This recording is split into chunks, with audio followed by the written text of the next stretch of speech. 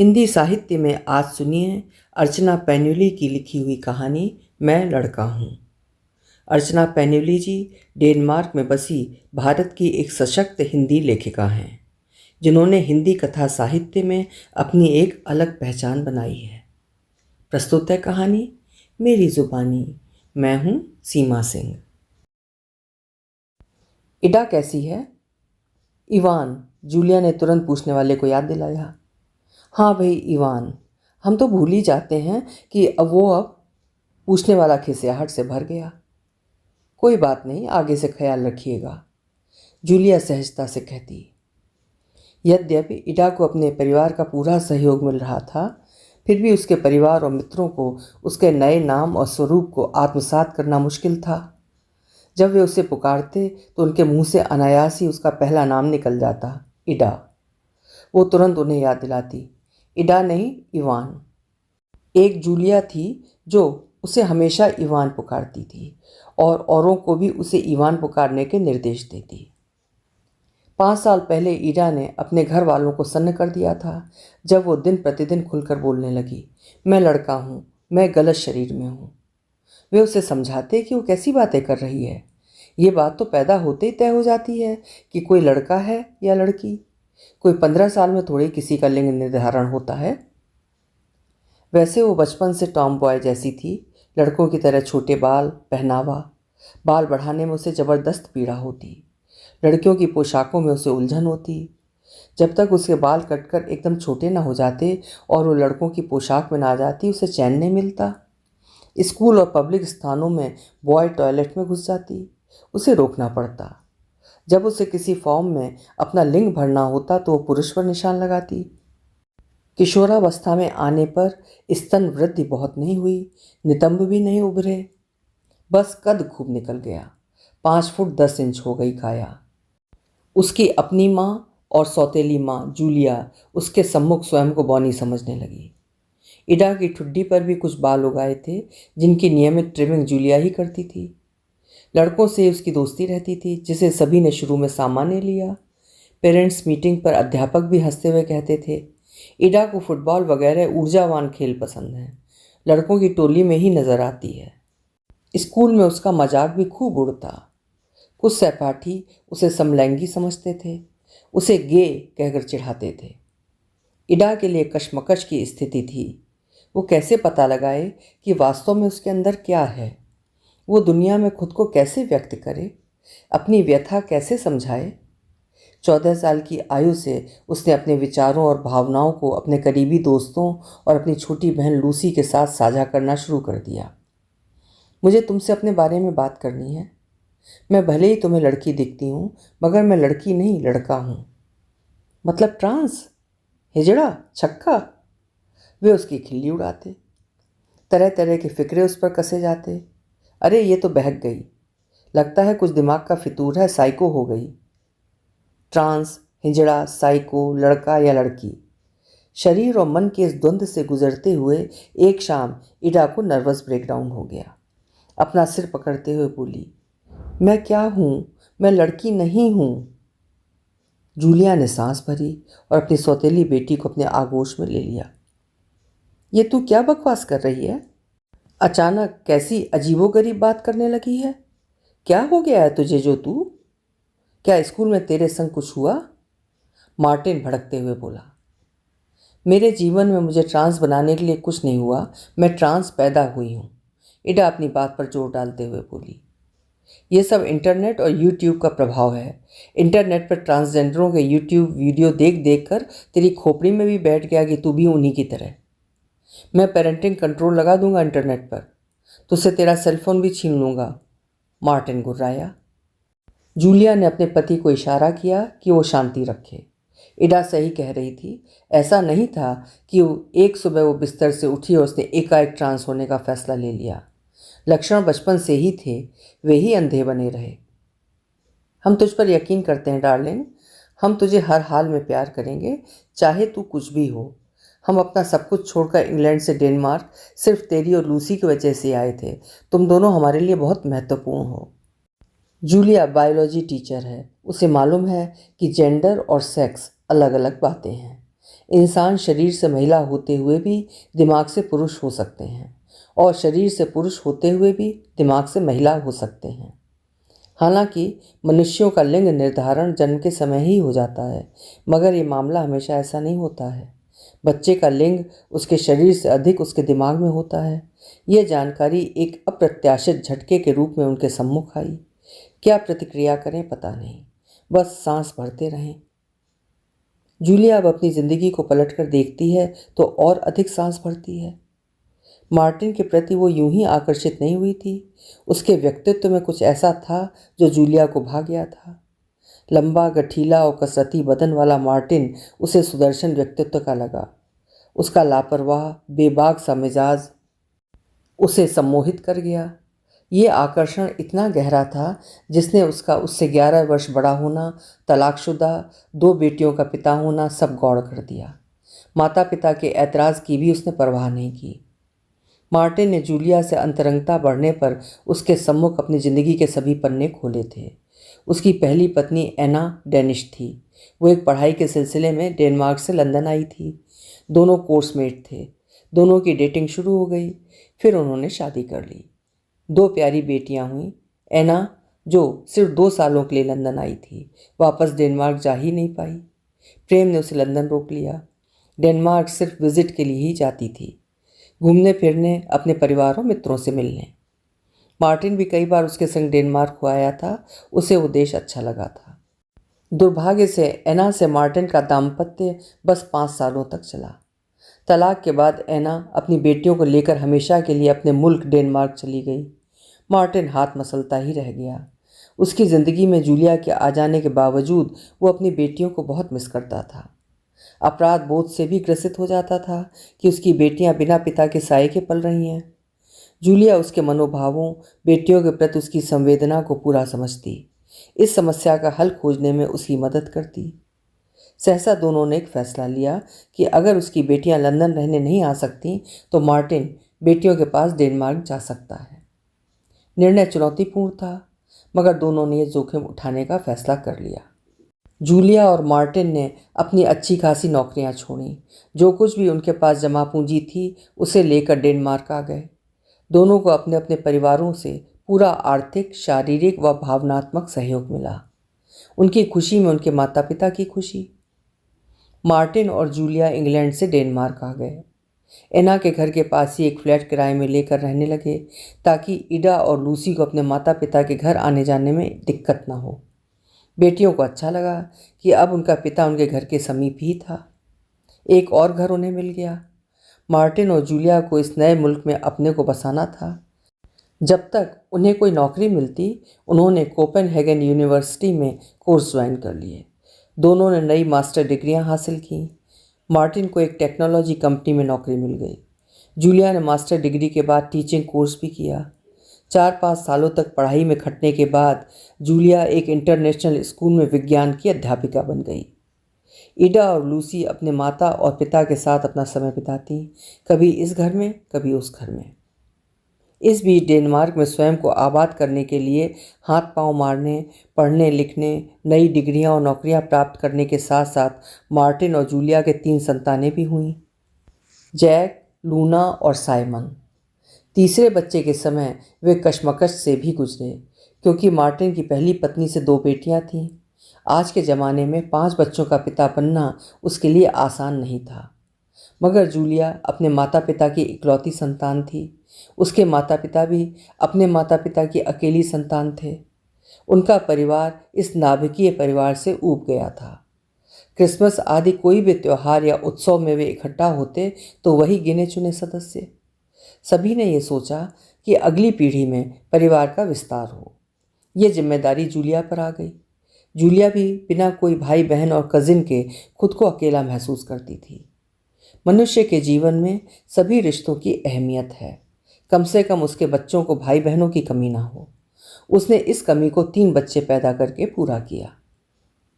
5-6 वर्षों में मार्टिन और जूलिया डेनमार्क में अच्छी तरह व्यवस्थित हो गए थे। उन्होंने परिवार को बढ़ते देख फ्लैट छोड़कर शहर से दूर एक काफ़ी बड़ा 6 शयन कक्षों का घर खरीद लिया। ईडा और लूसी अब अधिकतर उन्हीं के साथ रहने लगी। विशेषकर ईडा तो उन्हीं के साथ रहती थी, अपनी माँ से बस मिलने जाती थी। दोनों किशोर आयु की हो गई थीं। उनकी माँ अपने दूसरे पति के साथ एक छोटे से फ्लैट में रहती थी। दूसरे पति से उनका एक बेटा भी हो गया था। हमेशा खुश और संतुष्ट रहने वाली, हर हाल में सकारात्मक सोच रखने वाली जूलिया सभी परिस्थितियों पर काबू पा लेती थी। फिर ईडा और लूसी अपने 3 नन्हे सौतेले भाई बहन, जो उनसे अपेक्षाकृत उम्र में बहुत छोटे थे, को बहुत प्यार करती थी। जूलिया और मार्टिन जब कभी बाहर अकेले जाते तो वे जैक, लूना और साइमन की बेबी सिटिंग करती। कई दफ़ा जूलिया और ईडा एक साथ बाहर घूमने जाती। मार्टिन घर में अकेले बच्चों को देखता। ईडा से 17 वर्ष बड़ी जूलिया कभी कभार उसकी सखी जैसी बन जाती। तब वो 14 की थी। एक शाम एक रेस्टोरेंट में बैठकर वे दोनों खा पी रहे थे। उन अंतरंग पलों में ईडा ने पहली बार उसे बताया था कि वो लड़का है। जूलिया भौचक्की रह गई थी, मगर संयत बनी रही। उससे पूछा, उसने कैसे माना कि वो लड़की नहीं है? ईडा ने उसे बताया, ये फैसला करना वास्तव में डरावना था। सबसे मुश्किल खुद को स्वीकार करना कि मैं कौन हूँ, और खुद को प्यार करना, मैं जो कुछ भी हूँ। जूलिया ने घर आकर ये बात मार्टिन को बताई। मार्टिन ने उस बात को कोई तवज्जो नहीं दी और हवा में उड़ा दी। समय अपनी रफ्तार से व्यतीत होता गया। अगर परस्पर प्यार सौहार्द हो तो इंसान कैसी भी जटिल परिस्थितियों से निपट लेता है। फिर भी कुछ ऐसे क्षण आ ही जाते कि परिवार में तनातनी हो जाती, मतभेद हो जाते। जूलिया ईडा और लूसी को प्यार करती थी, हर हाल में उनका भला चाहती थी, उनके प्रति अपना और मार्टिन का फर्ज भी समझती थी। किंतु जब उसके अपने बच्चों की बात आती तो वो उनके अधिकारों के लिए अधिक सजग हो जाती। जरूरत पड़ने पर मार्टिन से भी भिड़ जाती। वो जैक, लूना, साइमन को इस जगत में लाई थी। उसने उन्हें पैदा किया था। उनके प्रति वो सबसे अधिक कर्तव्यनिष्ठ और संवेदनशील थी। सौतेली बेटियों ईडा और लूसी के प्रति कितना ही उदारवादी दृष्टिकोण अपनाने के बावजूद उसके भीतर की माँ प्रकट हो जाती और वो निष्पक्ष नहीं रह पाती। खैर, ईडा और लूसी के पास भी अपनी जैविक माँ थी। भले ही बेटियां अपनी माँ के साथ कम और सौतेली माँ के साथ अधिक रहती थीं, किंतु जब ऐना को ऐसा लगता कि संबंधों के इस कॉकटेल में उसकी बेटियों के अधिकारों में कुछ आंच आ रही है, तो वो मार्टिन और जूलिया के सामने तनकर खड़ी हो जाती। न चाहते हुए भी कुछ पारिवारिक मुद्दों पर दोनों ऐना और जूलिया के बीच भिड़ंत हो ही जाती। सौत ऐना जूलिया के जीवन में सबसे कटु पहलू थी। कई चुनौतियों का वो सामना कर चुकी थी। आगे भी जिंदगी चुनौतियों से भरी थी। मार्टिन भी चिंता का विषय बन गया था। वो अपनी बेटी ईडा से प्यार करता था, लेकिन वो थोड़ा पारंपरिक व्यक्ति था। वो बहुत तनाव में आ गया। ईडा पर पाबंदी लगाने लगा कि वो लड़कों के कपड़े नहीं पहन सकती, पुरुषों की डिओड्रेंट नहीं लगा सकती। अगर उसे उसके घर में रहना है तो ढंग से रहे, जैसा वे चाहते हैं वैसे रहे, नहीं तो जाए अपनी माँ के पास या कहीं और भाड़ में। बाप बेटी की लड़ाई छिड़ जाती। ईडा जिरह करती, ट्रांस लोग सभी के समान होते हैं।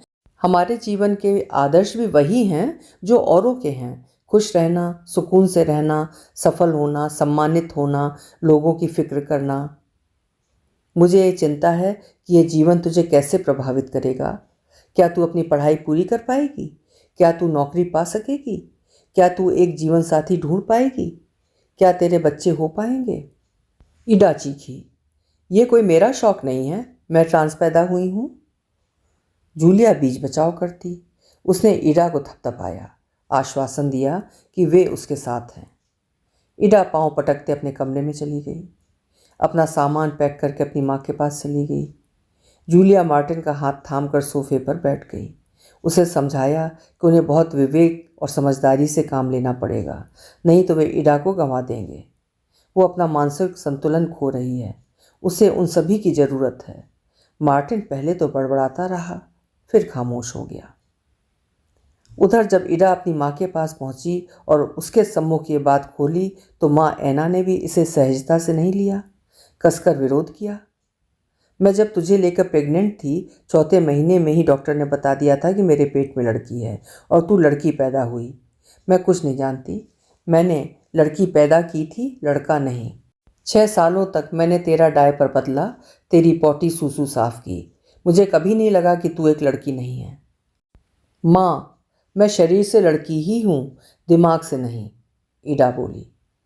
ये कोई किशोरावस्था में तेरे दिमाग में कोई विकार घुस गया है। तुम टीनेजर पता नहीं क्या क्या इंटरनेट पर पढ़ते देखते रहते हो, इतने सनकी हो जाते हो कि अपना लिंग ही बदलने में उतारू हो जाते हो। माँ पिता से अधिक विचलित हुई, बहुत देर तक बड़बड़ाती रही।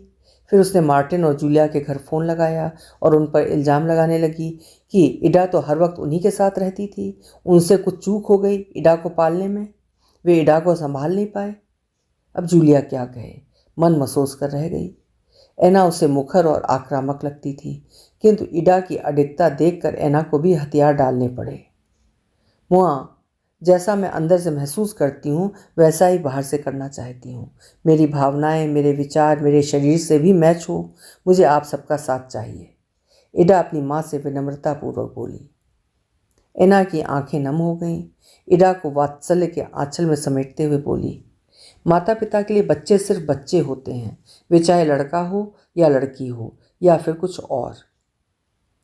जिंदगी के 16 साल तक एक लड़की के रूप में रहने के उपरांत ईडा लड़का बनने जा रही थी। दूसरों के साथ चर्चा करने से पहले यह सुनिश्चित कर कि तू अपनी नई पहचान के साथ पूरी तरह से सहज है, जूलिया ने उसे कहा। ईडा ने सहमति में गर्दन हिलाई। जो सबसे पहला काम उसने किया, अपना नाम ईडा से इवान कर दिया। घर के सभी लोग उसे इवान पुकारने लगे। उसने एक एंडोक्राइनोलॉजिस्ट से परामर्श करना शुरू कर दिया, जो लिंग के मुद्दों में विशेषज्ञता रखते थे, और उनके मार्गदर्शन से उसने अपने शरीर को बदलना शुरू कर दिया। पहले ईडा के माता पिता ने उसे एक शिशु से किशोर होते देखा था, अब वे उसके एक लड़की से लड़के में परिवर्तित होते देख रहे थे। इस यात्रा में वे सभी उसके साथ थे, जो बहुत अनोखी बात थी। हार्मोन थेरेपी शुरू हुई। महिला हार्मोन को अवरुद्ध कर टेस्टोस्टेरॉन नामक पुरुष हार्मोन उसे दिया गया। टेस्टोस्टेरॉन हार्मोन उसके मस्तिष्क में सिग्नल भेजने लगा कि वो एक लड़का है, लड़का है। धीरे धीरे उसका शरीर एक लड़की से लड़के में परिवर्तित होने लगा। उसकी दाढ़ी उगनी शुरू हो गई, आवाज़ गहरी हो गई, भक्षेप बड़ा हो गया, शरीर में बाल बढ़ने लगे थे, शरीर के हिस्सों से चर्बी घटने लगी थी, जो सभी को चमत्कारी लग रहा था। उसका सेक्स चेंज हो रहा था। सेक्स रीअसाइनमेंट थेरेपी से वो गुजर रही थी। अपनी यौन विशेषताओं को महिला से पुरुष में बदलने के लिए चिकित्सा प्रक्रियाओं से गुजर रही थी। डेनमार्क देश लिंग परिवर्तन की अनुमति देता है। आधिकारिक तौर पर भी उसका नाम बदल दिया गया। सभी दस्तावेजों में उसका नाम इवान मर्फी चढ़ गया। टेस्टोस्टेरॉन की पहली डोज लेकर पुरुष बनने तक का पूरा सफ़र जूलिया ने तस्वीरों और वीडियो में कैद किया। उसमें दिखाई देने वाले बदलाव सभी को हैरान कर रहे थे। उसकी बहन लूसी उससे मजाक करती, तू मेरा भाई है, बहन नहीं। जब कोई शारीरिक श्रम वाले कार्यों को करने की बात आती, उसे झट से आवाज़ देती, इवान चल ये बक्सा उठा। ऐसा है ब्रो, कल मेरी साइकिल रास्ते में पंचर हो गई, उस सड़क पर पड़ी है, उसे उठाकर ठीक कर दे। इवान गुस्से से अपनी बहन को आंखें तरेड़ता, मगर अपनी छोटी बहन का ये कहना उसे मानना ही पड़ता। जूलिया ने ट्रांस और ट्रांसजेंडर पर ऑनलाइन खोज करके बहुत सारे तथ्य और उपयोगी जानकारी ईडा के लिए एकत्र की, जो उसके सवालों के जवाब दे सकते थे। दुर्भाग्य से बहुत से लोग समझ नहीं पाते हैं कि ट्रांस होने का क्या मतलब है। कोई भी उसके बारे में कुछ बुरा कहता है तो वो उसे हथौड़ा मारने के लिए तैयार रहती। उसके लिए एक पेशेवर मनोविज्ञान चिकित्सक की मदद ली। इंटरनेट, किताबें और वीडियो महत्वपूर्ण संसाधन हैं, लेकिन एक पेशेवर लिंग चिकित्सक को प्रतिस्थापित नहीं कर सकते। मनोविज्ञान चिकित्सक ईडा को किसी भी अनसुलझे लिंग चिंताओं से मुक्त करवाने में मदद करने लगा। जूलिया ने ऐसे माता पिता से भी संपर्क साधा जिनके पास अपने बच्चों के लिंग परिवर्तन के अनोखे अनुभव थे। जूलिया और मार्टिन ने उसके शिक्षकों और स्कूल काउंसलर से भी बात की। उन्होंने आश्वासन दिया कि स्कूल ईडा का पूरा समर्थन और सहयोग देगा। काफ़ी जद्दोजहद और संघर्षों का सामना करते हुए प्रक्रिया 3-4 साल तक चली और अंत में महंगी प्रक्रिया सर्जरी हुई। 2 अलग अलग प्रक्रियाओं में उसके स्तन, गर्भाशय और अंडाशय को अलग कर दिया गया। जननांग पुनर्निर्माण के तहत शरीर के अन्य हिस्सों से ऊतकों का उपयोग करके एक न्यूफॉलस का निर्माण किया गया, जो यौन उत्तेजना को उत्पन्न करता है। देखते ही देखते इडा महिला से पुरुष बन गई।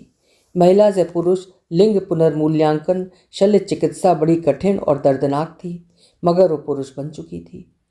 इडा अपने कपड़ों और सौंदर्य भी बदलकर अपना रूप निरंतर संवार रही थी। वो पुरुषों की पोशाकें और जूते खरीदने और पहनने लगी थी। अपनी भाव भंगिमा मर्दाना बनाने की कोशिश करती। जब भी वो बाहर जाती तो मर्दाना जीन्स और ब्लेजर में। उसकी मार्गदर्शक जूलिया उससे कहती, याद रखो, सबसे महत्वपूर्ण ये है कि तुम सहज महसूस करो। भरोसेमंद परिवार और दोस्तों के अलावा भी इडा को एक ऐसी सहायता प्रणाली चाहिए थी जो उसी की तरह ट्रांस हो, जो उसके लिए विशेष रूप से सहायक हो सके, जिसके सलाह मशवरे दूसरों के ही स्तर के हों। उसने जूलिया की मदद से ऐसे समूहों की तलाश शुरू कर दी। डेनमार्क में सेक्स पर एक प्रतिनिधि सर्वेक्षण किया गया था। सर्वेक्षण ने डेनिश आबादी में लिंग पहचान की जांच की। परिणामों के अनुसार 0.1% डेनिशों ने खुद को ट्रांसजेंडर पुरुषों या ट्रांसजेंडर महिलाओं के रूप में प्रस्तुत किया। ट्रांस व्यक्ति भी सिर्फ एक प्रकार के नहीं, दो प्रकार के होते हैं, बाइनरी और गैर बाइनरी। गैर बाइनरी जो स्वयं को नर या मादा के रूप में नहीं देखते, उनकी संख्या थोड़ी अधिक थी। आबादी का एक महत्वपूर्ण हिस्सा ऐसा भी है जो स्वयं को पुरुष और महिला लिंग की पहचान में फिट नहीं करता। धीरे धीरे इडा की ज़िंदगी में कई ट्रांसजेंडर आ गए। इडा को अपने जैसे काफ़ी लोग मिल गए। एक दूसरे जगत से वो जुड़ गई। वो ट्रांसजेंडरों के समूह में शामिल हो गई थी। ट्रांस समुदायों में उसका उठना बैठना शुरू हो गया था। एक दिन वो भावुक होकर अपनी सौतेली माँ जूलिया से बोली, मुझे बहुत लोगों ने सहयोग दिया, बहुतों से समर्थन मिला, मगर सबसे ज़्यादा आपने मुझे समझा, मुझे संबल दिया। आप मेरे साथ ट्रांसजेंडर मीट में आती हो। कितने ही ट्रांस मुझसे चिढ़ जाते हैं कि मेरी माँ मेरे साथ है। मुझे आप पर गर्व है। जूलिया ने उसे अपनी बाहों में भर लिया। 2 जैविक बेटों की माँ जूलिया उसे अपने से चिपकाते हुए बोली, इवान, तू मेरा सबसे बड़ा बेटा है। दोनों की आंखें छलक गईं। मार्टिन को जिन बातों का भय था वो सब निर्मूल हुआ। इवान की पढ़ाई अच्छे से पूरी हुई, नौकरी खोजने में कोई परेशानी नहीं हुई और उसे एक हमसफ़र भी मिल गया, अपने ही जैसा ट्रांसजेंडर।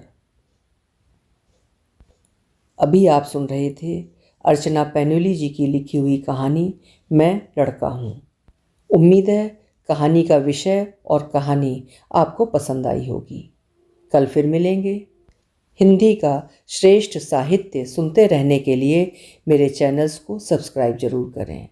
कहानी अगर पसंद आई है तो लाइक करें और अपने साहित्य प्रेमी मित्रों के साथ साझा भी करें। बहुत बहुत धन्यवाद।